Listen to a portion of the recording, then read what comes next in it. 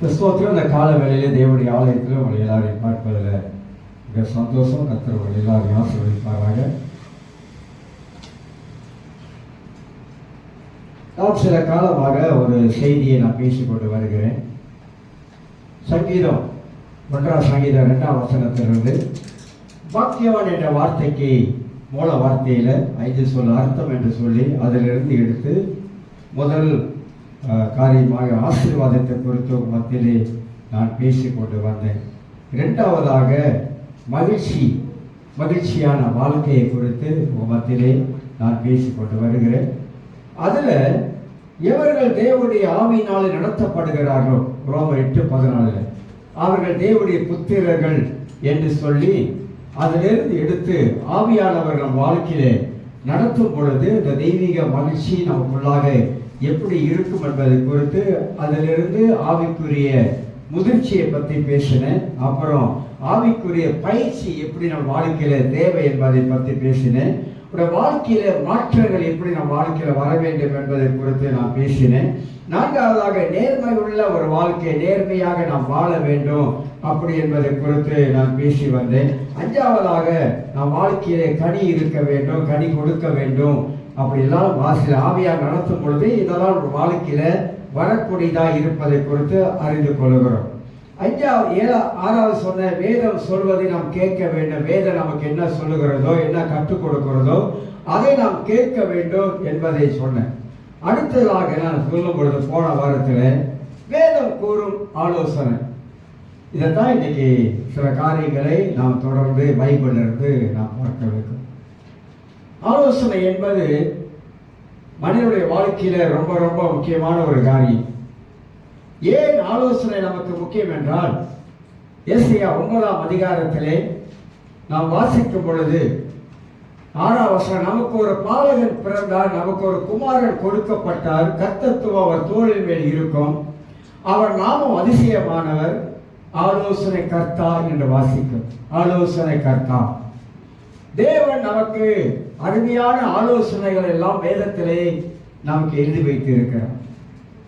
நாம் தேவ சமூகத்தில் ஜெபிக்கும் போது கூட ஆண்டவர் நமக்கு அருமையான யோசனைகளையும் ஆலோசனை நமக்கு தந்து வழிநடத்த கூடியவர் என்பதை நாம் அறிந்து கொள்ள முடியும். இப்போ பைபிள் மூலமாகத்தான் ஒரு மனிதனுக்கு தேவன் எப்படியெல்லாம் ஆலோசனை கொடுக்கிறார் என்பதை நாம் புரிந்து கொள்ளலாம். பைபிள் நன்றாக படிக்கிறவங்களுக்கு பைபிள்ல இருந்து சிறந்த ஆலோசனையை பெற்றுக்கொள்ள முடியும். அந்த நாட்களிலே ராஜாக்களுடைய அரண்மனையிலே ஆலோசனைக்காரர்கள் இருந்தாங்க. இன்றைக்கே நீங்க பார்த்தீங்கன்னாக்கா, நம்ம நாட்டை எடுத்துக்கிட்டீங்கன்னாக்கா, நம்ம நாட்டில் பிரதமருக்கு ஆலோசனை சொல்லக்கூடிய ஆட்கள் இருக்காங்க, இல்லைன்னு சொல்ல வரல. உலகத்தில் எல்லா இடத்துல நீங்க பார்த்தீங்கன்னா பெரிய பெரியவங்களுக்கு, ராஜாக்களுக்கு, மந்திரிகளுக்கு ஆலோசனை சொல்லக்கூடிய ஆட்கள் ஒருத்தர் இருந்து கொண்டே இருப்பாங்க, சிறந்த ஆலோசனை சொல்லக்கூடியவங்க. அது போல வேதத்திலே அப்படிப்பட்ட அரண்மனைக்குள்ளாகவே ராஜாக்களுக்கு ஆலோசனை சொல்லி வந்த ஆட்கள் இருந்தாங்க என்பதை குறித்து நாம் விளங்கிக் கொள்ளுகிறோம். இன்னைக்கு பைபிள்ல இருந்து இந்த ஆலோசனை எல்லாம் எப்படி வெளிப்படுகிறது, ஆண்டவர் நமக்கு என்ன ஆலோசனை சொல்ல விரும்புகிறார், இன்னைக்கு ஆலோசனை கேட்கிறோமா? அதுதான் நம்ம வாழ்க்கையில கேட்கணும். ஆலோசனை கேட்கிறோமா? யாரெல்லாம் ஆலோசனை கேட்க மாட்டாங்க, யாரெல்லாம் ஆலோசனை கேட்பாங்க? ஆலோசனை கேட்கவுடைய வாழ்க்கை எப்படி இருக்கும், ஆலோசனை கேட்காத வாழ்க்கை எப்படி இருக்கும்? ரெண்டுக்கும் நிறைய வித்தியாசம் இருக்கு. ஏன் ஆலோசனை கேட்கணும் அப்படின்னா, பைபிள்ல இருந்து ஆலோசனை நீ இப்படிதான் வாழணும் அப்படி ஒரு ஆலோசனை கொடுக்குறாரு. அந்த ஆலோசனை கேட்காவிட்டா நம்ம எங்க போயிடும், வழி விலகி போயிடும். ஒரு உதாரணத்துக்கு நீதிமொழிகள் புஸ்தகத்தை எடுத்துக்கொள்வோம். நம்ம வசனத்திலிருந்து சில உதாரணங்களை காட்டினாதான் நாம் கொஞ்சம் விலகி கொள்றதுக்கு, புரிஞ்சு கொள்றதுக்கு நமக்கு உதவியாக இருக்கும். ஆண்டவர் பைபிள்ல இருந்து நிறைய ஆலோசனை கொடுக்கிறாரு. ஆனால் உதாரணத்துக்கு நான் எடுத்து காட்டுகிற உங்களுக்கு நீதிமொழிகள் 5ஆம் அதிகாரத்தை அநேக தடவை வாசித்திருப்போம். ஆனால் தேவன் கொடுக்கிற ஒரு அருமையான ஒரு ஆலோசனை நீதிமொழிகளில் நிறைய வார்த்தைகள் எடுத்து நாம் இன்னைக்கு பார்க்க போறோம். அது மட்டுமல்ல, பிள்ளையாவை குறித்து பார்ப்போம், அக்கித்தப்பழம் குறித்து பார்ப்போம், தாவீதை குறித்து பார்க்கலாம். இப்படி இவங்க வாழ்க்கையில ஆலோசனைகள் எப்படி வெளிப்பட்டது என்பதெல்லாம் நாம் புரிந்து கொள்வதற்கு உதவியாக காணப்படும். வாசிக்கிறேன், 12ஆம் வசனத்தை வாசிக்கிறேன். நீதிமொழிகள் 5:12. ஐயோ, போதகத்தை நான் வெறுத்தேனே, கடிந்து கொள்ளுதலை என் மனம் என்ன அசட்டை பண்ணினதே. என் போதகரின் சொல்லை நான் கேளாமல் எனக்கு உபதேசம் பண்ணினவர்களுக்கு என் செவியை சாயாமலும் போனேனே. சபைக்குள்ளும் சங்கத்துக்குள்ளும் கொஞ்சம் முறையை எல்லா தீமைக்கும் உள்ளாளே என்று முறையிடுவார் என்று வாசிக்கிறோம். 5ஆம் அதிகாரம் ஒரு சம்பவத்தை பத்தி சொல்லிக்கிட்டே வரும். நீங்க படிச்சு பார்த்தீங்கன்னா உங்களுக்கு தெரியும். ஒரு வாலிபன் அவன் போகக்கூடாத ஒரு வழியில போகிறான், தப்பான ஒரு வழியை போகிறான். தப்பான வழிக்கு போகும் பொழுது அவனுக்கு ஒரு ஆலோசனை பைபிள்ல சொல்லப்படுகிறது, அருமையான ஒரு ஆலோசனை சொல்லப்படுகிறது. அந்த ஆலோசனை அவன் கேட்காதபடிக்கு அவன் போக ஆரம்பிக்கிறான். அதனால அவன் வாழ்க்கையில வருகிற பாதிப்பை தான் வேதம் நமக்கு எடுத்து காட்டுகிறது. வேதம் நமக்கு நல்ல ஆலோசனை சொல்லும் பொழுது நாம் கேட்காமல் போகும் பொழுது நாம் அதனால நிறைய இழக்கிறோம், நிறைய ஆசீர்வாதங்கள் இழந்து போகிறோம், நிறைய வரக்கூடாத சில காரியங்கள் வர ஆரம்பிக்கிறது, நடக்கக்கூடாத சில சம்பவங்கள் நடக்க ஆரம்பிக்கிறது. அப்படிதான் நம்ம ரிலேட் பண்றோம், நம்ம யோசிக்கிறோம். ஆமா, அன்னைக்கே இதை கேட்டிருக்கலாம், அன்னைக்கே அது கேட்காம போனதுனால தான் எத்தனையோ பேர் சொன்னாங்க, ஆலோசனை சொன்னாங்க, ஆனா நான் கேட்காம போனதுனால இதெல்லாம் என் வாழ்க்கையில ஒரு பாதிப்பா வந்துச்சு சொல்லக்கூடியவங்க நிறைய பேர் இருக்கிறாங்க என்பதை அறிந்து கொள்ள முடியும். ஆனா வேதம் காட்டுகிற இந்த ஆலோசனையெல்லாம் உண்மையாகவே நாம் ஏற்றுக்கொண்டு வாழ ஆரம்பித்தால் ஒரு நல்ல ஒரு அருமையான கிறிஸ்தவ வாழ்க்கை, ஒரு மகிழ்ச்சியான கிறிஸ்தவ வாழ்க்கை, சமாதானமான கிறிஸ்தவ வாழ்க்கை, இதெல்லாம் நம்மளால வாழ முடியும் என்பதுதான் பைபிள் நமக்கு போதிக்கிறது. நீங்க பைபிள் நல்லா படிச்சு பார்த்தீங்கன்னா கிறிஸ்தவர்கள் வேலை போகக்கூடியவங்க. ஒரு கழுகு எடுத்துக்கொள்ளுங்க. ஒரு கழுகு அதை பறக்கும் பொழுது ஒரே ஒரு பறவை தான் கழுகு மேல உட்காரும். அது என்ன, காக்கா. காக்கா என்ன செய்யும், கழுகுக்கு பயப்படாது. ஏன்னா அந்த அளவுக்கு அது கழுகு என்ன பண்ணும், எப்போதுமே கழுகு ரொம்ப தாழ்வா பறக்காது, கீழே பறக்காது. இந்த காக்கா என்ன பண்ணுதுமா, அந்த கழுகு மேல போய் உட்காந்துக்குமா. கழுகு எவ்வளவு ஸ்மார்ட் பாருங்க, கழுகை பத்தி படிக்கணும். கழுகு ரொம்ப ஞானம் உள்ளது. அது என்ன பண்ணும், இடத்துல உட்காந்துருக்க உடனே கொண்டு போறான் அப்படின்னு மேல காத்து மண்டலம் இருக்கிற காத்து மண்டலத்தை தாண்டும். எது, கழுகு. காத்து மண்டலத்தை தாண்ட பிற்பாடு காக்காக்கு என்ன செய்ய முடியாது, அதுக்கு மேல பறக்க முடியாது. அப்ப காக்கா அங்கேருந்து கீழே விழுந்து செத்துருவோம். கழுகு எப்போதுமே கீழே பறந்ததே கிடையாது. கழுகு ரொம்ப உயரத்துல தான் பறக்கிறது. நம்மளும் கழுகு போல உயரத்துல தான் பறக்கணும், கீழே பறக்க கூடாது. கழுகுக்கு இன்னொரு தன்மை இருக்குதுங்களா, அதோட கண்ணு ரொம்ப ஷார்ப். ரொம்ப எவ்வளவு தூரமா இருந்தாலும் கடலுக்கு கீழே மீன் போகுதுன்னா ஈகிள் கழுகு மேல பறக்கும் போது இந்த கண்ணு அப்படியே ஃபோக்கஸ் பண்ணி அந்த மீனை பார்த்தோம். பார்த்த கையோட அந்த கழுகு நேரம் வரும் பாருங்க, டக்குன்னு அந்த தண்ணியில வாங்கி அதோட என்னது என்ன சொல்லுவாங்க, காலில் அப்படியே பிடிச்சி அந்த மீனை பிடிச்சி அப்படியே எடுத்துக்கிட்டு பறந்து போகும். கழுகு அவ்வளவு, கழுகை பத்தி நான் ஏற்கனவே சொல்லியிருக்கேன். கழுகை பத்தி 7 காரியங்கள் வேதத்திலே இருக்கு. கழுகை பத்தி 7 காரியம். ஏன்னா கழுகு அது ஒரு தரிசனத்தோட தான் செயல்படும். அது பாருங்க, நீங்க என்னைக்காவது பார்த்துருக்கேன், கழுகு காக்காவோட உட்காந்து சாப்பிட்டுருக்கா, மற்ற பறவைகளோட உட்காந்து சாப்பிட்டுருக்கா? இல்லவே இல்லைங்க. காக்கா எந்த இனத்தோடையும் சேராது.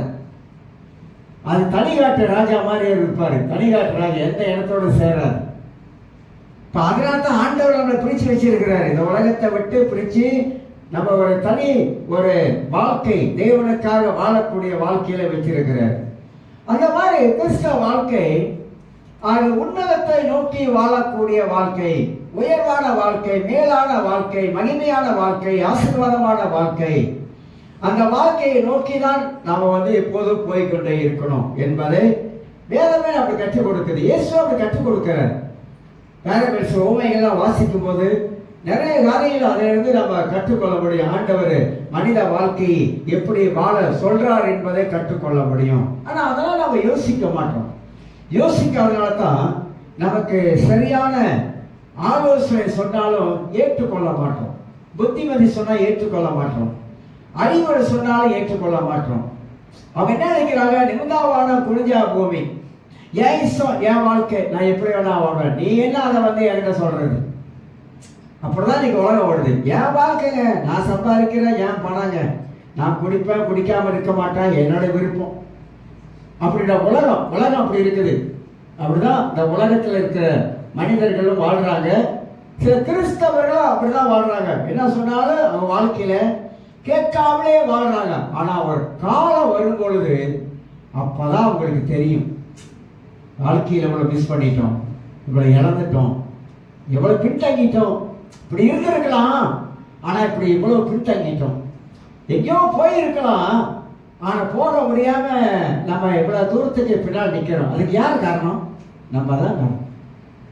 அப்ப வேதம் சொல்வதை நாம கொஞ்சம் கொஞ்சம் யோசித்து கொஞ்சம் சிந்திக்க ஆரம்பித்தா நம்முடைய வாழ்க்கையெல்லாம் ரொம்ப நன்றாக இருக்கும் என்பதை அறிந்து கொள்ளலாம். சில வசனங்களை நீதிமொழிகளிலிருந்து வேதம் ஆலோசனை கூறக்கூடியதை நாம் கேட்க வேண்டும். பைபிளில் என்னென்ன ஆலோசனை நமக்கு சொல்லுகிறது, அந்த ஆலோசனை எல்லாம் நம் வாழ்க்கையில நாம் கேட்க வேண்டும் என்பதை குறித்து விளங்கிக் கொள்கிறோம். நீதிமொழிகள் 1ஆம் அதிகாரம் 25ஆம் வசனத்தை வாசிக்கிறேன். நீதிமொழிகள் 1ஆம் அதிகாரம் 25. என் ஆலோசனை எல்லாம் நீங்கள் தள்ளி என் கடிதில் கொள்ளுதலை வெறுத்தீர்கள். என் ஆலோசனை எல்லாம் நீங்க தள்ளி விட்டுட்டீங்க. என் கடிதில் கொள்ளுதலை நீங்க என்ன பண்ணிட்டீங்க? வெறுத்தீர்கள் என்று வாசிக்கிறோம். அப்பனா தேவனுடைய ஆலோசனை எல்லாம் நம்ம தள்ளி விட்டுட்டே போயிட்டோம். நல்ல ஆலோசனைகள் எல்லாம் ஆண்டவர் நமக்கு தந்தாரு, கொடுத்தாரு. வேதத்தின் மூலமாக கொடுத்தாரு, சில மனிதர்கள் மூலமாக கொடுத்தாரு, எல்லாம் தள்ளிட்டோம். 26. ஆகையால் நான் உங்கள் ஆபத்து காலத்தில் நகைத்து நீங்கள் பயப்படும் காரியம் வரும்போது ஆகனியம் பண்ணுவேன். ஆகனியம் பண்ணுவேன்னா சிரிப்பேன். நான் சொன்னப்ப கேட்கல, இப்ப என்ன சொல்ற? நான் சொல்லிக்கிட்டே உன்னை கேட்கவே இல்லை. நான் எவ்வளவோ வசனத்தின் மூலமாக எவ்வளவு ஆலோசனை கொடுத்துக்கிட்டே வந்தேன், எல்லாத்தையும் தள்ளிட்டேன், எல்லாத்தையும் தள்ளி விட்டுட்டேன். இப்ப நீ என்ன செய்யற, என்ன செய்ய போற? அதுதான் வேதம் கற்றுக் கொடுக்குது. அப்ப தேவனுடைய ஆலோசனையை நாம் ஏற்றுக்கொள்ளக்கூடிய மனப்பக்குவம் நமக்கு இருக்குதா? மனிதன் சொல்றது நம்ம கேட்கிறோம். நிறைய விதங்கள்ல மனுஷன் சொல்ற ஆலோசனை எல்லாம் நாம் கேட்க ஆரம்பிக்கிறோம். நல்லதாகவும் இருக்கும், சரியில்லாதாகவும் இருக்கும். அதெல்லாம் நமக்கு ஒத்து வராது. ஆனா பைபிளோடு ஒத்து வருகிறதா?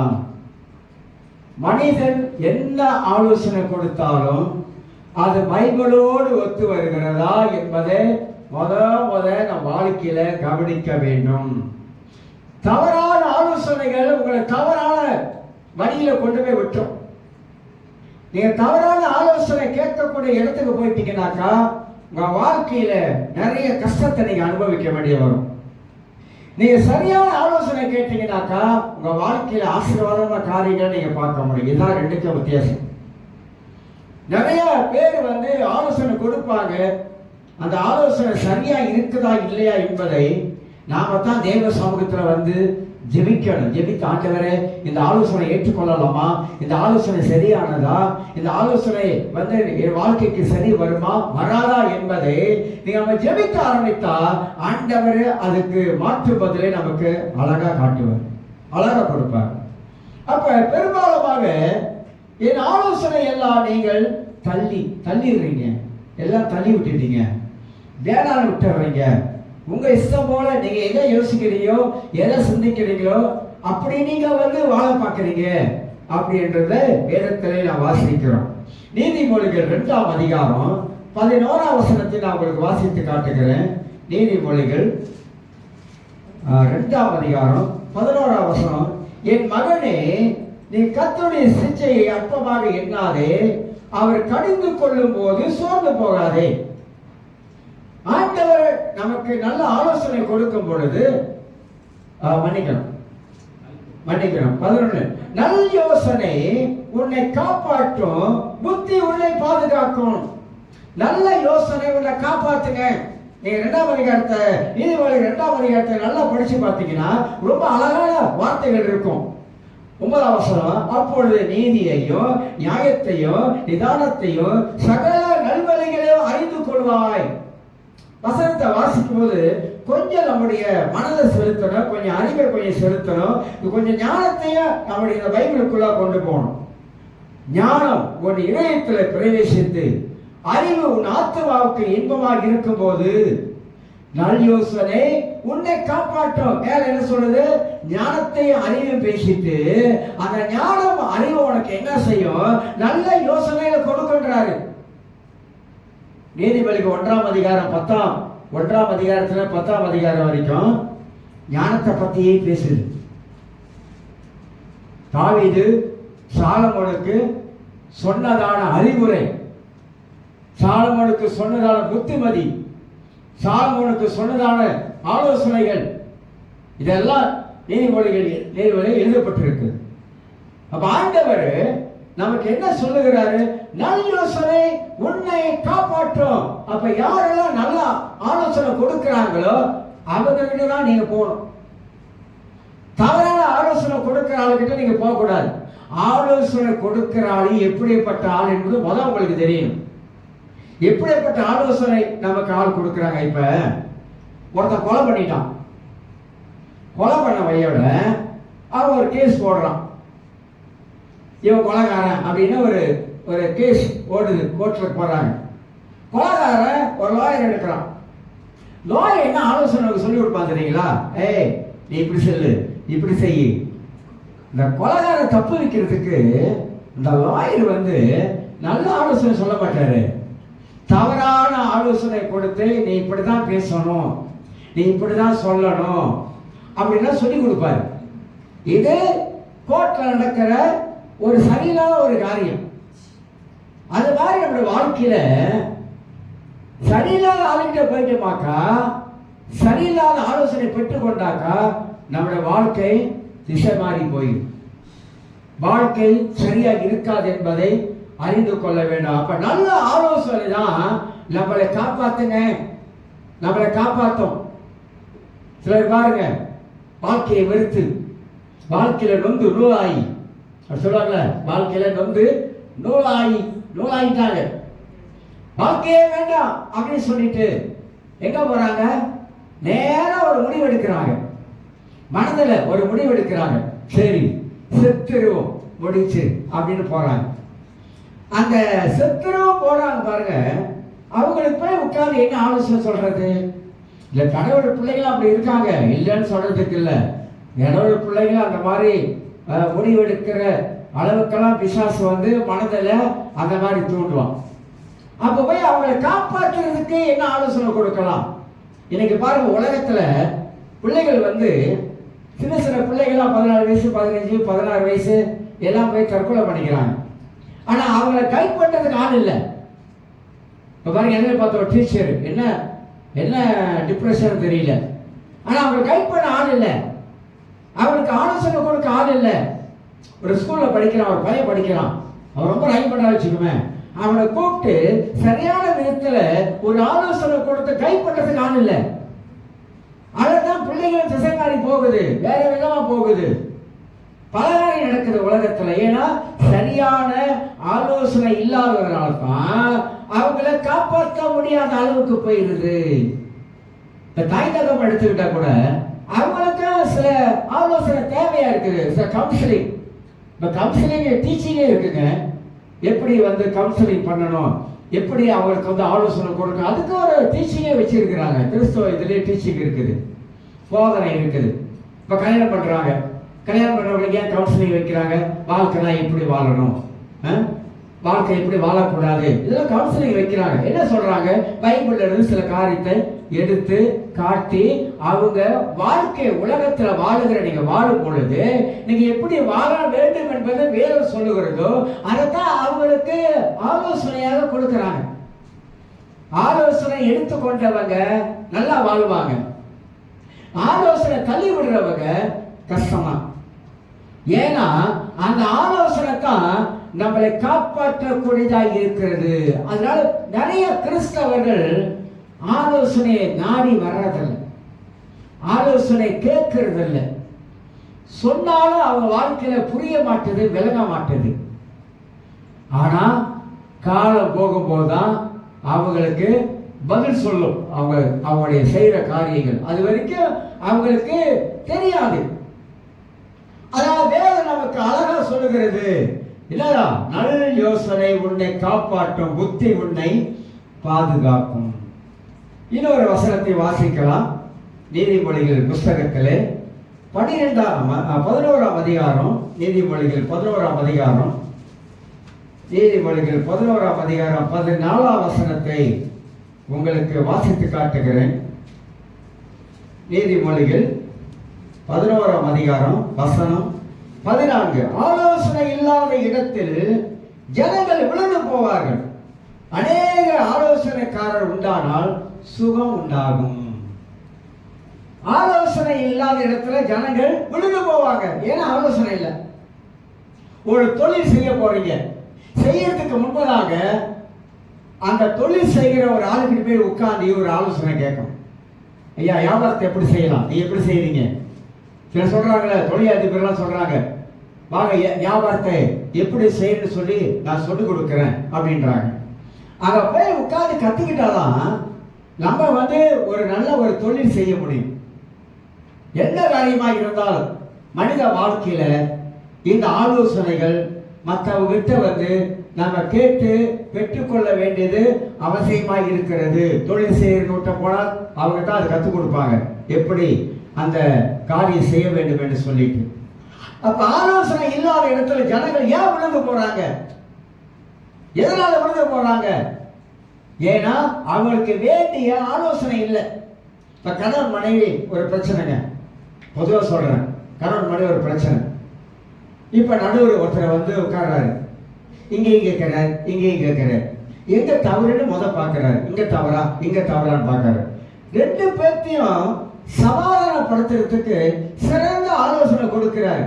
அந்த ஆலோசனை கொடுக்கும் பொழுது ஏற்றுக்கொண்டாலும் ஆட்சி, இல்லைன்னா போச்சு. ஏற்றுக்கொள்ளக்கூடிய அந்த கருத்துக்களை, சொல்லக்கூடிய கருத்தை, அந்த சொல்லக்கூடிய ஆலோசனையை ஏற்றுக்கொள்ளக்கூடிய மனப்பக்குவம் இருந்துச்சுன்னா அந்த சண்டை அப்பவே சமாதானம் ஆகும். அதை ஏற்றுக்கொள்ளக்கூடிய மனப்பக்குவம் இல்லைனாக்கா அந்த சமாதானம் வர்றதுக்கு வாய்ப்பே இருக்காதுங்க. அப்ப ஆலோசனையை நம்ம வாழ்க்கையில கேட்காமல் போகலாக்கா ஜனங்கள் விழுந்து போறாங்க. எதனால விழுந்து போறாங்க? ஏன் ஜனங்கள் இப்படி வாழ்றாங்க? எதனால வாழ்றாங்க இப்படி அப்படின்னா, நல்ல ஆலோசனையை வாழ்க்கையில ஏற்றுக்கொள்ளாததுனால தான். அநேக ஆலோசனைக்காரர் இருந்தாக்கா சுகம் உண்டாகும். நிறைய ஆலோசனை, நல்ல ஆலோசனை கொடுக்கிற ஆளா இருந்தாங்கனாக்கா வாழ்க்கையில நல்ல சுகம் உண்டாகும், ஆரோக்கியம் உண்டாகும், ஆசீர்வாதம் உண்டாகும் என்பதெல்லாம் நான் வேதத்தின் மூலமாக நாம் விளங்கிக் கொள்கிறோம்.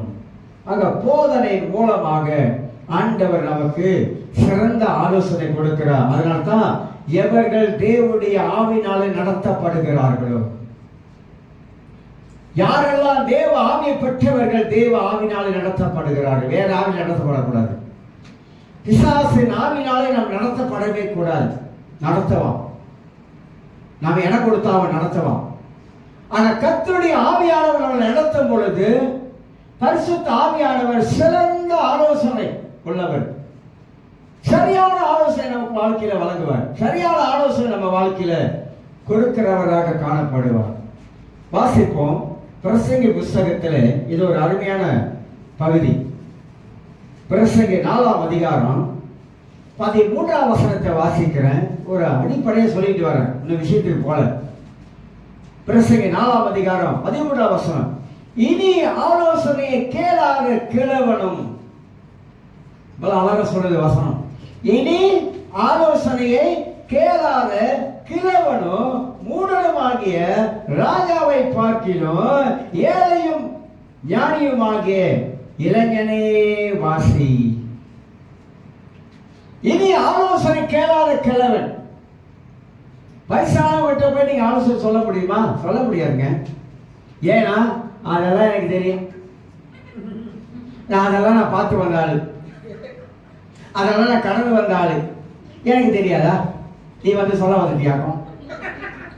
என்ன சொல்ல, எனக்கு தெரியாதா, நீ வந்து சொல்ல வந்துட்டியாக்கும் எனக்கு இப்ப. ஏன் அந்த சில வேலைகள் அந்த ஈகோ பிரச்சனை இருக்கு தெரியுமா? ஈகோ சில பேருக்கு வந்து அந்த ஈகோ பிரச்சனை இருக்கு. சொல்றத கொஞ்சம் கேட்போமே அப்படின்னு கேட்க மாட்டாங்க. சிலர் மனைவி வீட்டுல சில வேலைகளை நல்ல ஆலோசனை சொல்லுவாங்க. எல்லா ஆலோசனை சொல்ல வரலங்க. சில வேலைகள் நல்ல ஆலோசனை சொல்லுவாங்க. நமக்கு வந்து கேட்கறதுக்கு காது இருக்கணும். அந்த ஆலோசனை நம்ம வாழ்க்கையில பெற்றுக்கொள்றதுக்கு நம்ம கொஞ்சம் பொறுமை இருக்கணும். அந்த ஆலோசனை சொல்றத கொஞ்சம் பொறுமையா அமைதியா இருந்து கேட்க பழகணும். கேட்க பழகணும். என்னது? கேட்க பழகணும். பைபிள் அதான் சொல்லுது, கேட்க பழகணும்.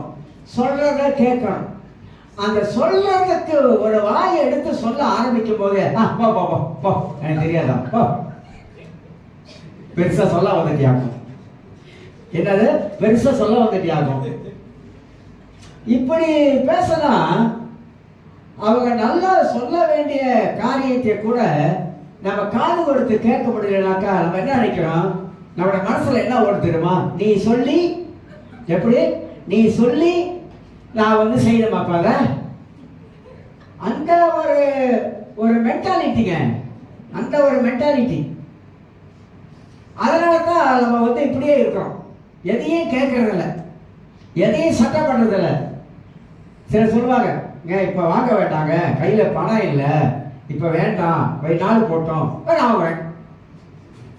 நான் கட்டுறேன் சொல்லுவாங்க. வேண்டாம் இப்ப வேண்டாம் அப்படின்னா, நான் பிடிச்ச மயிலுக்கு போக நான் சொல்றத செய்வேன் தெரியுமா? நீ என்ன சொல்றது? இதெல்லாம் சரியா வராது.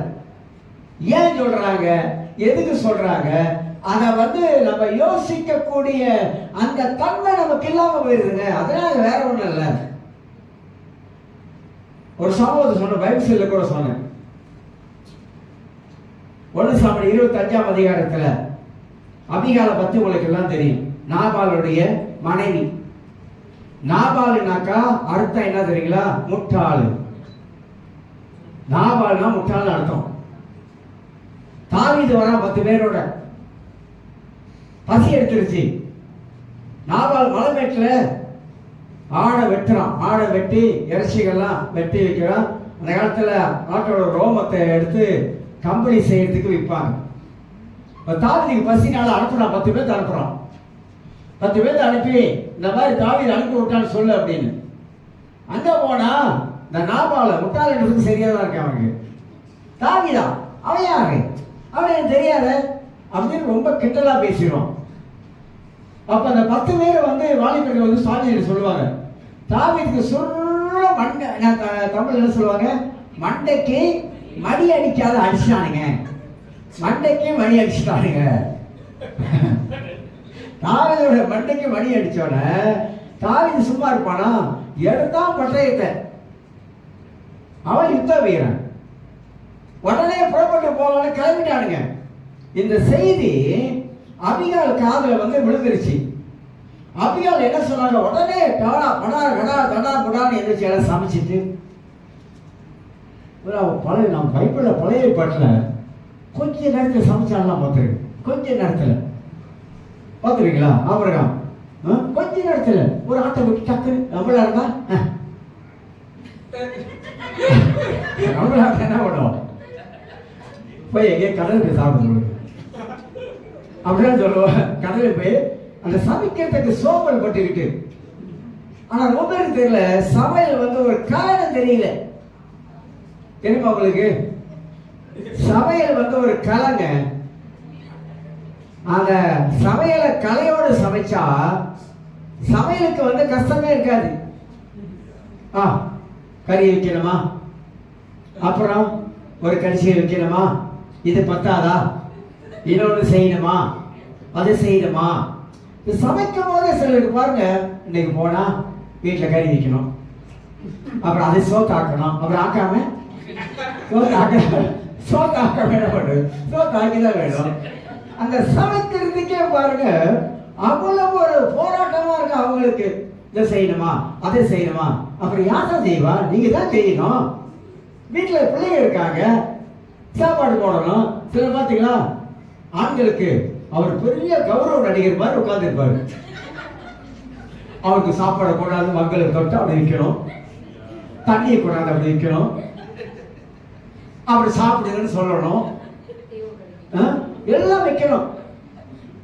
அவர் இண்டிபெண்டா செய்ய மாட்டாரு.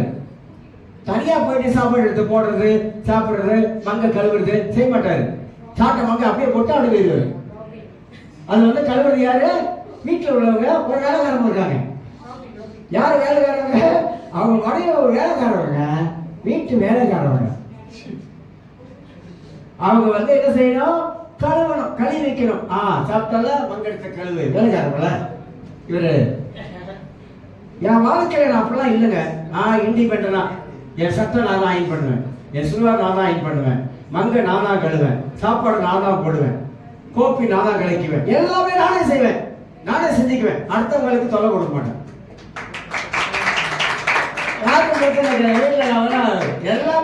எல்லாமே நானே செஞ்சுக்குவேன். உண்மையாக சொல்றேன், நான் இருக்கிறத பேசுறேன்.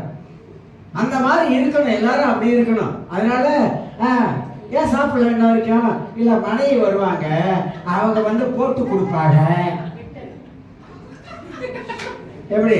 அவங்க வந்து போட்டு கொடுப்பாங்க, அப்பதான் சாப்பிடுவேன். ஏன் அவனை கை இல்லையா? ஏன் நடந்து போக முடியாது, கால் இல்லையா அவனுக்கு நடந்து போறதுக்கு? எல்லாம் செய்யணும், உதவி. அவங்க ஒரு வீட்டில் இருக்கிற ஒரு வேலைக்காரி மாதிரி ஆக்கிறது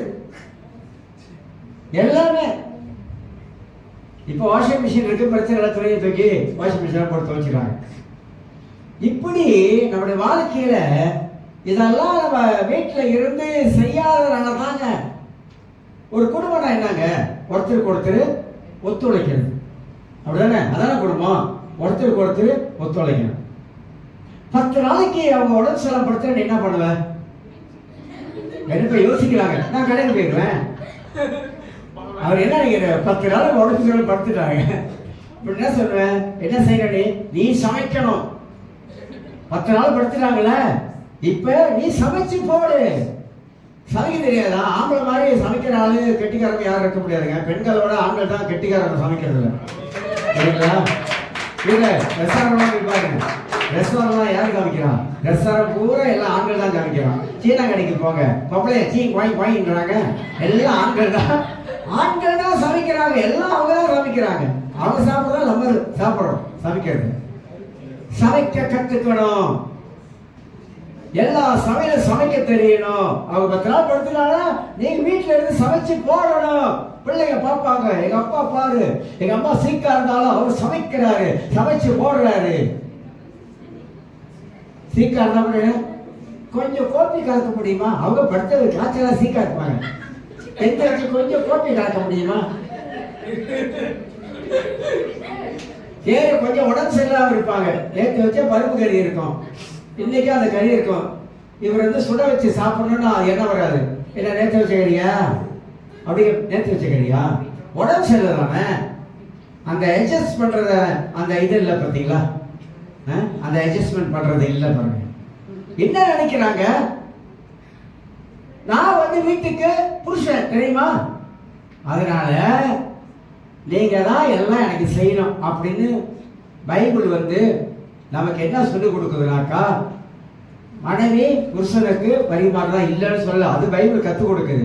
அதே வேளையில நீங்களும் இண்டிபெண்டா இருப்பதற்கு நீங்களும் பழகி கொள்ள வேண்டும். சும்மா அவங்க நான் கேட்குறேங்க, என்னன்னு தெரியல, இதெல்லாம் வருது. அவங்க வேலைக்கு போறாங்க, வேலை செய்யறாங்க தானே, வேலை செய்யலாம். இல்லை பஸ் வீட்டுக்காரர் வந்து வேலை செய்யற வீட்டில் தான் இருக்காங்க. சரி, வீட்டிலே இருக்காங்க. வீட்டு வேலையை நீங்க செஞ்சு பாருங்க. வீட்டில் தான் இருப்பேன், ஒரு நாள் வேலையை விட்டு வந்துட்டு வீட்டு வேலையை சமைங்க, கறி வைங்க, துணி துவைங்க, எல்லா வேலையும் வீட்டை கூப்பிட்டுங்க. ஒரு நாள் காலையில் ஆரம்பிங்க வேலையை, எத்தனை மணிக்கு வேலை முடியுதுன்னு பார்க்கலாம். எல்லாரும் நினைக்கிறாங்க வீட்டில் தான் இருக்க, வீட்டில் தான் இருக்க, வீட்டில் தான் இருக்காங்க. ஆனா வீட்டு வேலையை செஞ்சு பாருங்க, அப்ப தெரியும் உங்களுக்கு வீட்டு வேலை எவ்வளவு கஷ்டம் அப்படின்னு. சித்தாங்க நினைக்கிறாங்க, இவ்வளவு கஷ்டப்பட்டு வேலை செஞ்சுட்டு உங்களுக்கு சமைச்சும் கொடுத்துட்டு சில பேர் வேலைக்கு போயிட்டு வந்து வீட்டுல வந்து இவர் வீட்டுல தான் ஐயா அது வர ரொம்ப கவனமா பேச வேண்டியதா இருக்குது. அவங்க வீட்டுல வேலை விட்டு வந்து அப்பதான் தொடப்பத்தை எடுத்து வீட்டை கூட்டிட்டு வருவாங்க. அப்ப அவங்களுக்கு நான் சொல்றேன், எவ்வளவு வேலை தெரியுமா? ஒரு ஆணை விட பெண்கள் அதிகமா வேலை செய்யறாங்க. அப்ப இதெல்லாம் ஒரு ஆண் வந்து யோசிக்கணும். அதுக்கு தான் ஆலோசனை தேவை, சரியான ஆலோசனை தேவை. ஒரு குடும்பம் சொல்லும் பொழுது நல்ல ஆலோசனை இருந்துச்சுனாக்கா அந்த குடும்பத்துல 2 பேரும் இணைஞ்சு ஒத்துழைச்சு வேலை செய்ய ஆரம்பிப்பாங்க. அதுதான் இன்னைக்கு இல்லாம இருக்குது. அதனாலதான் இந்த பிரச்சனை. அதனாலதான் இனி ஆலோசனை கேளாத கிளவணும், கேட்க மாட்டாங்க. கேட்காதனால்தான் இவ்வளவு சிக்கல் இருக்குங்க. ஆனா கேட்டாங்கனாக்கா இவ்வளவு சிக்கல் இருக்கிறதுக்கு வாய்ப்பே கிடையாது, வாய்ப்பே இல்லை. அப்ப ஆலோசனை எவ்வளவு முக்கியமா இருக்கு யோசித்து பாருங்க. இன்னொரு வசனத்தை வாசிப்போம். நீதிமொழிகள் 12ஆம் அதிகாரத்தை கொஞ்சம் திருப்பிக் கொள்வோம். நீதிமொழிகள் 12ஆம் அதிகாரம். முக்கியமான ஒரு செய்திக்கு உள்ள போனோம். நீதிமொழிகள் 12ஆம் அதிகாரத்துல இந்த ஆலோசனை குறித்து தான் நிறைய காரியங்கள் வேதத்திலே சொல்லப்பட்டிருப்பதை ஒன்றாக நாம் எடுத்து அதை நாம காட்டுகிறோம். நீதிமொழிகள் 12 10ஆம் வசனத்தை உங்களுக்கு வாசித்து காட்டுகிறேன்.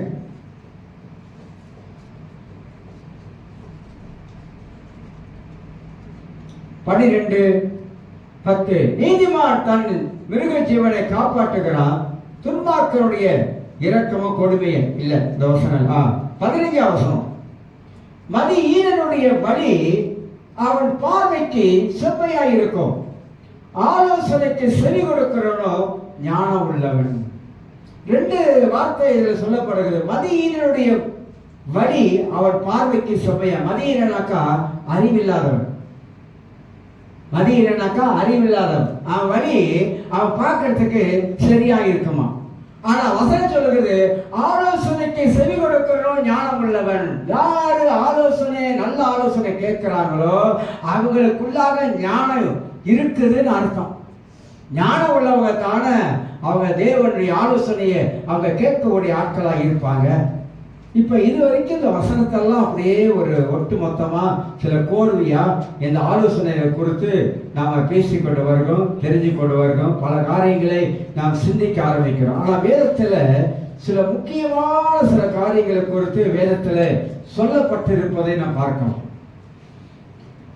எல்லாருக்கும் தெரியும் தான். சங்கீதம் 1:1 துன்மார்க்கனுடைய ஆலோசனை நடவாமல் வாசிக்க, பாவியுடைய வழியில் நில்லாமல், பரியாசர் பேசக்கூடிய இடத்துல உட்காராதீங்க அப்படின்னு அழகா சொல்லிடுச்சு. அதுல முதல் வார்த்தை துன்மார்க்கனுடைய ஆலோசனையில் நடவாதவர்கள் என்னுடைய அர்த்தம் என்ன அப்படின்னு பார்க்க போறோம். துன்மார்க்கன் யார்? உலகத்துல இருக்கிற துன்மார்க்கனா? இப்ப ரட்சிக்கப்பட்டு கடவுளுக்குள்ளாக வாழுகிற துன்மார்க்கத்தனமாக இருக்கிறவங்க இருக்காங்களா? இருக்காங்க தான். எல்லாரும் ரட்சிக்கப்பட்டு எல்லாரும் தேவனுடைய பிள்ளைகளாக வாழ்றாங்கன்னு சொல்றதுக்கு ஒரு கேள்விக்குறி தான் இருக்குது. இந்த துன்மார்க்கனுடைய திட்டங்கள் என்ன, அவருடைய நோக்கங்கள் என்ன, எல்லா வேதத்துல சொல்லப்பட்டிருக்கு. அவருடைய திட்டம் என்ன, துன்மார்க்கனுடைய திட்டம் என்ன, அவருடைய நோக்கங்கள் என்ன, எப்படிப்பட்ட நோக்கம் உள்ளவனாக இருப்பான், அவன் எப்படி சரியில்லாதவனாய் காணப்படுவான், எப்படி சரியில்லாத ஆலோசனையை சொல்லிக் கொண்டே இருப்பான் துன்மார்க்கன். அப்படிப்பட்ட மனிதனை குறித்து வேதம் நமக்கு என்ன சொல்லுகிறது என்பதை யோசிக்கலாம். இந்த ஆலோசனைகள் எங்க இருந்து வரலாம், எப்படி இருந்து வருகிறது என்பதை குறித்து யோபு புஸ்தகம் 21ஆம் அதிகாரம், யோபு 21ஆம் அதிகாரம் 21ஆம் அதிகாரத்திலே 16ஆம் வசனத்தை உங்களுக்கு நான் வாசித்து காட்டுகிறேன். யோபு பத்தி நமக்கு எல்லாருக்கும் தெரியும். யோபு எப்படி வாழ்ந்தவன் என்பதை குறித்து நமக்கு எல்லாருக்கும் நன்றாக புரியும். 21:16 யோபு 21:16 வாசிக்கிறேன். ஆனாலும் அவர்கள் வாழ்வு அவர்கள் கையில் இராது, துன்மார்க்கரின் ஆலோசனை எனக்கு தூரமாய் இருப்பதாக. துன்மார்க்கருடைய ஆலோசனை எனக்கு தூரமாய் இருப்பதாக. யோபுடைய நிலைமை நமக்கு நன்றாக தெரியும், அறிஞ்சு வச்சிருக்கிறோம், பிரசங்கத்தை கேட்டு இருக்கிறோம். யோபு நல்லா வாழ்ந்தவன் தான், வாழ்ந்து கெட்டவன் சொல்லுவாங்க. ஆனா வாழ்ந்தவன், ஆனா வாழ்க்கையில சரிவு எப்படி வந்துச்சுனாக்கா சாத்தான் மூலமாக சோதிக்கப்பட்டதனாலே. இதுக்குதான் அனுமதிக்கப்பட்ட சோதனை, தேவனாலே அனுமதிக்கப்பட்ட சோதனை இது. இந்த சோதனை வந்ததுனால யோபுக்கு தெரியல, பிசாசு சோதிக்கிறானா அப்படின்னு அவனுக்கு தெரியல. அவன் நினைச்சுக்கிட்டான் ஆண்டவர் தான் என்ன இப்படி எல்லாம் செய்தார் அப்படின்னு அவன் மனசுல ஒரு எண்ணம் இருக்குது. இந்த டிப்ரெஷன் சொல்றோமா இல்லையா, மன அழுத்தம். மன அழுத்தம் யோபோட வாழ்க்கையில வந்துச்சு. பயங்கரமான ஒரு மன அழுத்தத்துக்குள்ளாக யோபு கடந்து போனான். பயங்கரமான துன்பத்தை அனுபவித்தான், கஷ்டத்தை அனுபவித்தான், நஷ்டங்களை அனுபவித்தான், பாடுகளை அனுபவித்தான். தன்னுடைய நண்பர்கள், 3 நண்பர்கள் வராங்க, ஒருத்தர் ஒரு மாதிரி பேசுறான். அவன் மனம் பல விதத்தில் அலமோதுகிறது. கூட இருந்த நண்பர்கள் கைவிட்டானுங்க. கூட இருந்த நண்பர்கள் யோபு பார்த்து நீ பாவம் செஞ்சிருக்கிற யோபு, அதனால தான் கர்த்தர் உனக்கு இந்த தண்டனை கொடுத்திருக்காரு, இப்படி பல வார்த்தைகளை பேசுறானுங்க. நண்பர்கள் பல வார்த்தை பேசுறாங்க. நீங்க நல்லா புரிஞ்சுக்கொள்ளுங்க, ஒருத்தன் வந்து பயங்கரமான ஒரு கஷ்டமான சூழ்நிலை கடந்து போறான், எல்லாத்தையும் இழந்துட்டான். பெரிய சீமாட்டி, பயங்கர வசதி உள்ளவன், எல்லாம் போயிடுச்சு, பிள்ளைகள் இறந்துட்டாங்க, தனித்து நிற்கிறான். மனைவியா அவனோட வாழ்க்கையில கூட தான் இருக்காங்க. இந்த தேவனை தூசின்றது வந்து தமிழ் வார்த்தையில சரியில்லை. தேவனை துதிச்சு ஜீவனை விடு அப்படிதான் சொல்லியிருக்காங்க. தூசி என்ற எபிரேயர் வார்த்தையில தூசி என்ற வார்த்தை இல்ல, தேவனை தூசித்துட்டு நீ ஜீவனை விடுற வார்த்தை இல்ல, தேவனை நீ துதிச்சிட்டு ஜீவனை விடுதான் சொல்லியிருக்காங்க. இல்லைன்னா அதே மனைவி அவங்க கூட தான் வாழ்ந்திருக்காங்க. ஆனா அவனுக்கு வந்து மென்டல் டார்ச்சர். நம்ம வந்து சாதாரண பைபிள் படிச்சிட்டோம், ஆனா அவனை நிப்பாட்டி வச்சு பாருங்க, அது கற்பனை பண்ணி பாருங்க.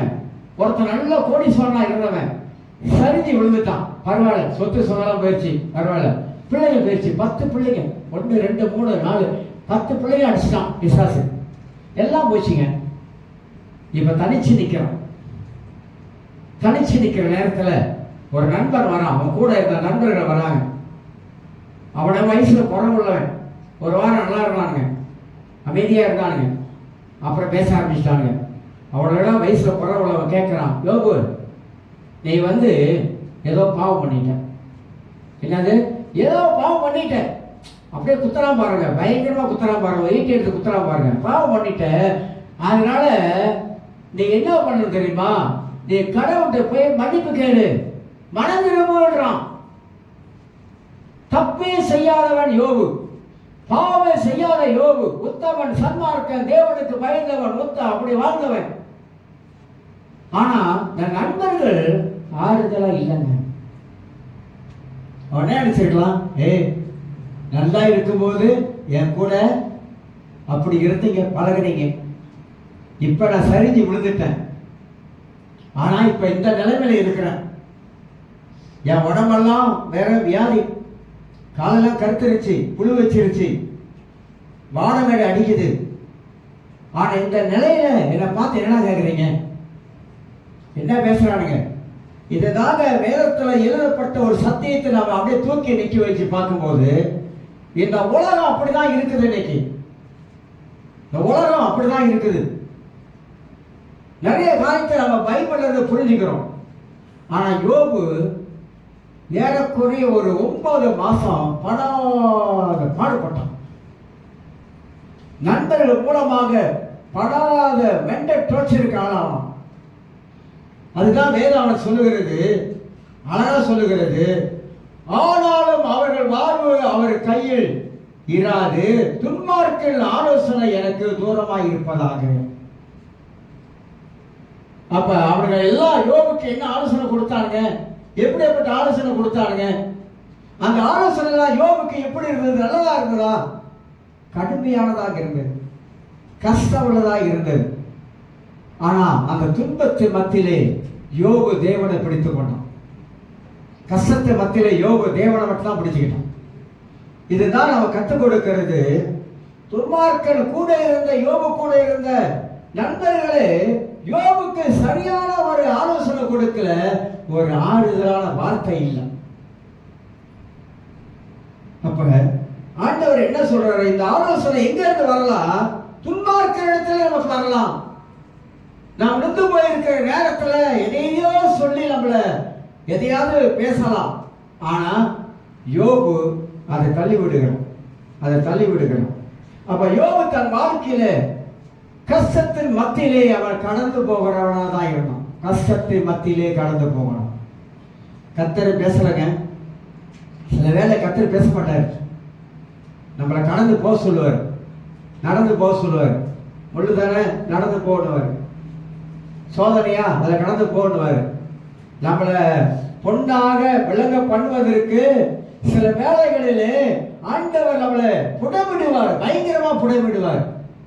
ஆனா அதெல்லாம் நம்மளுடைய வாழ்க்கையில நாம் சகிச்சு போகணும் அப்படின்னாக்கா ஒரே ஒரு இடம் இருக்குங்க, அதுதான் தேவனுடைய சமூகம். வேற எங்கேயும் போயிட்டு நீங்க மனுஷனிடத்துல ஆறுதலோ மனுஷனிடத்துல ஏதாவது உதவியோ இதெல்லாம் கேட்கவே கூடாது, போகக்கூடாது. ஒரே ஒரு இடம் தேவ சமூகத்துல போயிட்டு உட்கார்ந்துக்கிட்டு நீங்க உங்களுக்கு மனதில் இருந்து சொல்றதுக்கு வார்த்தை இல்லைன்னா கூட பரவாயில்ல, ஆனா கண்ணீர் விட்டு அழுதுருங்க. உங்களோட பாரத்தை உங்களோட கவலையை எல்லாம் இறக்கி வைக்கணும் அப்படின்னா ஆண்டு சமூகத்துல வாய் விட்டு சொல்ல வேணாம், சொல்ல முடியாது. ஆனா அழுது தீர்த்துருங்க, அழுகுங்க, கண்ணீர் விட்டு மனது விட்டு ஆண்டு சமூகத்துல எவ்வளவு உங்களால அழ முடியுமோ அவளுக்கு அழுது தீர்த்துருங்க. அந்த கண்ணீரை கர்த்தர் துருத்தியிலே வச்சிருப்பார். நாம் எதற்காக கண்ணீர் விட்டோம் என்பது அவருக்கு தெரியும். ஏன் கண்ணீர் விட்டோம் என்பது அவருக்கு தெரியும். எதனால கண்ணீர் விட்டோம் என்பது அவருக்கு தெரியும். அந்த கண்ணீரை பார்க்கிற ஆண்டவர் நிச்சயமாக நம்முடைய வாழ்க்கைக்கு ஒரு சரியான ஆலோசனையை ஆண்டவர் நமக்கு தந்து நம்மளை வழிநடத்தக்கூடியவராய் இருப்பார் என்பதை அறிந்து கொள்ள முடியும். இதோட பார்க்கிறேன்.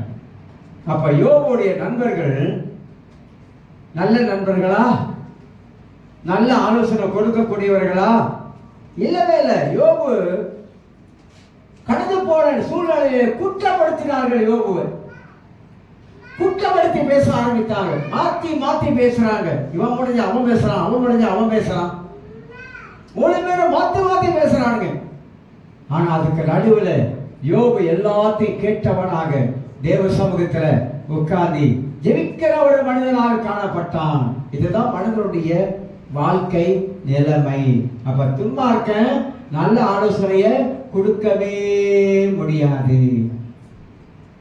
கிறிஸ்தவர்களாக இருக்கட்டும், நல்ல ஆலோசனையை நீங்க பெற்றுக்கொள்வது பார்க்கணும். எப்படிப்பட்ட ஆலோசனையை நமக்கு கொடுக்கிறாங்க என்பதை நீங்கள் அறிந்து கொள்ள வேண்டும். ஆக எனக்கு அருமையானவர்களே, பைபிள்ல இந்த ஆலோசனை என்பது நிறைய மனிதர்களை உதாரணம் வைத்து நிறைய காரியம் பேசப்படுகிறது. அடுத்த வாரங்களில் அக்கித்தோப்போல குறித்து நான் பேசுவேன், தானியை குறித்து பேசுவேன். இன்னும் பல காரியங்கள் இருக்கு ஆலோசனை குறித்து பேசும்பொழுது. ஆகினால ஆலோசனையை நாம் ஏற்றுக்கொண்டு நாம் வாழும் பொழுது அது நமக்கு ஆசீர்வாதமாக அமையும் என்பதை நாம் அறிந்து கொள்ளலாம். அபிகாலை பத்தி நான் சொல்லும் போது ஒரு சம்பவத்தை நான் விட்டுட்டேன். ஆத்திரமா போன தாவீது அபிகால் மனைக்கு சமைச்சு கொண்டாந்து டக்குன்னு அவன்கிட்ட மண்டியிட்டு தாவீது ராஜா வணங்கி சாப்பாடை கொடுத்துட்டு பேசுறாங்க. பாருங்க, அழகா பேசுறாங்க, ஒன்று ஒன்றா பேசுறாங்க.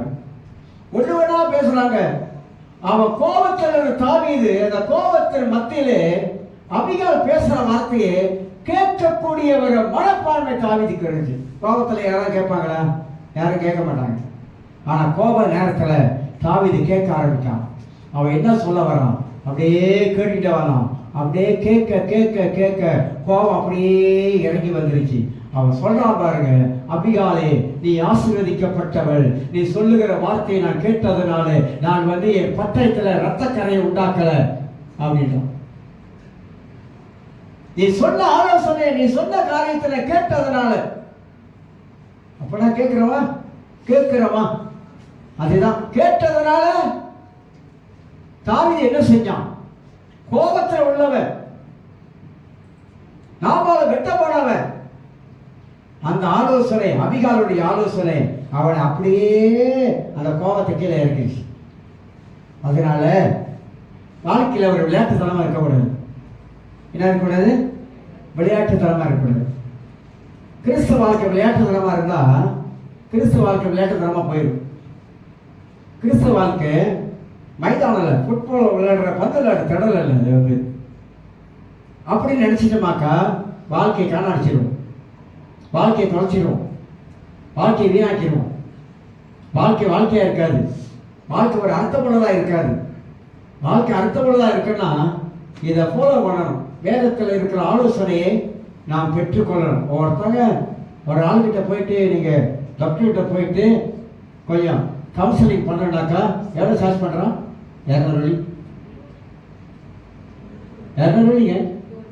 உட்காந்து ஒரு ஆலோசனை கேட்கறதுக்கு 200 வாங்குறான். அதே லாயர்கிட்ட போனீங்கன்னா அதில் கூட காசு கேட்கறான்.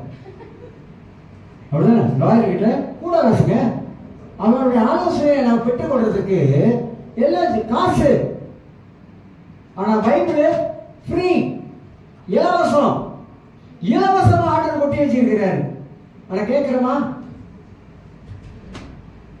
கேட்காதவங்கள வாழ்க்கையில மேன்மையை பார்க்க முடியாதுங்க. எங்க அம்மா சொல்லுவாங்க, டேய் படிக்க போடா படுறாங்க. அன்னைக்கு கேட்கல, அன்னைக்கு நான் படிச்சிருந்தா எங்கேயோ போயிருப்பாங்க. இப்ப எனக்கு தெரியுது படிப்புனா நமக்கு எவ்வளவு அவசியம். அன்னைக்கு சொன்னாங்க, புத்தி சொன்னாங்க, அறிவுரை சொன்னாங்க. அப்ப ரத்த துடிப்பு, இந்த ரத்த துடிப்பு, ரத்த கொழுப்பு அப்ப இருந்துச்சு. அதனால என்ன செய்ய, படிப்பு நிப்பாட்டினால என்னாச்சு? எதிர்காலம், ஃபியூச்சரு ஏதோ கர்த்தர் அழைச்சிட்டாரு. கர்த்தர் அழைச்சதுனால இப்ப கடவுளுடைய ஊழியத்துக்கு வந்ததுனால புத்தி தெளிஞ்சு இருக்குது. கெட்ட குமாரம் போல புத்தி தெளிஞ்சிருச்சு. கொஞ்சம் ஞானம் வந்திருக்குது.